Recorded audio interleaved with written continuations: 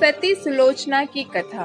सुलोचना नागों के राजा शेषनाग तथा देवी नागलक्ष्मी की पुत्री तथा लंका के राजा रावण के पुत्र इंद्रजीत मेघनाथ की पत्नी थी। सूर्पनखा के नाग राम भगवान के छोटे भाई लक्ष्मण द्वारा काटा गया। इस बात का बदला लेने के लिए सूर्पनखा के भाई रावण ने भगवान राम की पत्नी सीता का हरण कर लिया।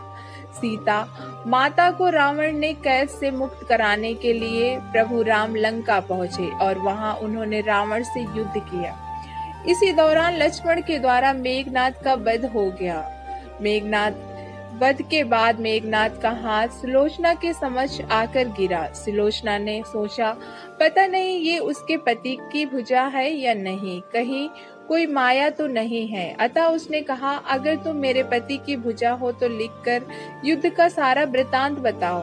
हाथ ने लिखा, प्रिय, हाँ, ये हाथ मेरा ही है। मेरी परम गति प्रभु राम के अनुज श्री लक्ष्मण के हाथों हो गई है। मेरा सिर प्रभु श्री राम के पास सुरक्षित है। मेरा सिर बजरंग बली जी ने रामचंद्र जी के चरणों पर रखकर मुझे बैकुंठ प्रदान कर दिया है। सुलोचना ने तय कर लिया कि अब समय आ गया है कि मुझे अब सती हो जाना चाहिए, किंतु पति का शव तो रामदल पर पड़ा हुआ था, फिर वो कैसे सती होती।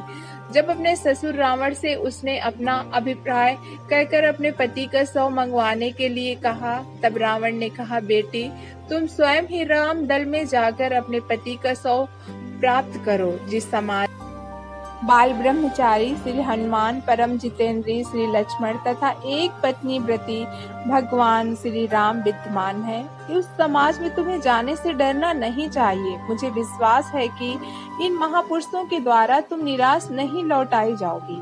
जब रावण सुलोचना से ये बात कह रहा था, उस समय कुछ मंत्री भी उसके पास बैठे सभी बातें सुन रहे थे। उन लोगों ने रावण से कहा, जिन राम की पत्नी को आपने बंदनी बनाकर अशोक वाटिका में रख छोड़ा है, उन राम के पास आपकी पुत्र वधू का जानना कहाँ तक उचित है। यदि देवी वहाँ गई तो क्या सुरक्षित वापस लौट सकेंगी।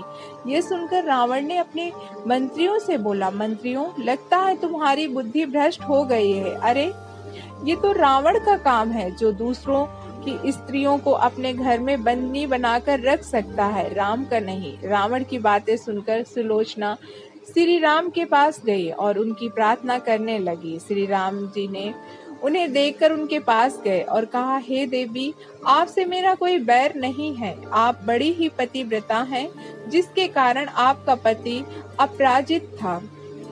आप कृपा अपना यहाँ आने का उद्देश्य कहे। सुलोचना ने कहा, राघवेंद्र, आप तो हर बात से अवगत हैं। मैं अपने पति के साथ सती होना चाहती हूँ और आपसे उनका शीश देने का आग्रह कर रही हूँ। रामचंद्र जी ने मेघनाथ का शीश उन्हें सौंप दिया। सुलोचना ने लक्ष्मण को कहा, भ्राता, आप ये मत समझना कि आपने मेरे पति का वध किया है। उनका वध करने का पराक्रम किसी में नहीं है। ये तो आपकी पत्नी की सात्वित्व की शक्ति है।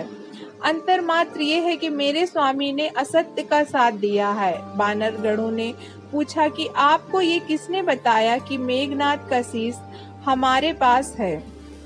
सुलोचना ने कहा, मुझे स्वामी के हाथ ने बताया है। इस बात पर बानर हंसने लगे और कहा कि ऐसे में तो ये कटा सिर भी बात करेगा। सुलोचना ने प्रार्थना की, अगर उसका पतिव्रत धर्म बना हुआ हो तो वो सर हंसने लगे और मेघनाथ का सर हंसने लगा। ऐसे दृश्य को देखकर सबने सुलोचना के पतिव्रत का सम्मान किया। सुलोचना ने चंदन की सया पर अपने पति के शीश को गोद में रखकर अपनी आहुति दे दी। दोस्तों, वीडियो पसंद आया हो तो प्लीज चैनल को लाइक करना और सब्सक्राइब करना।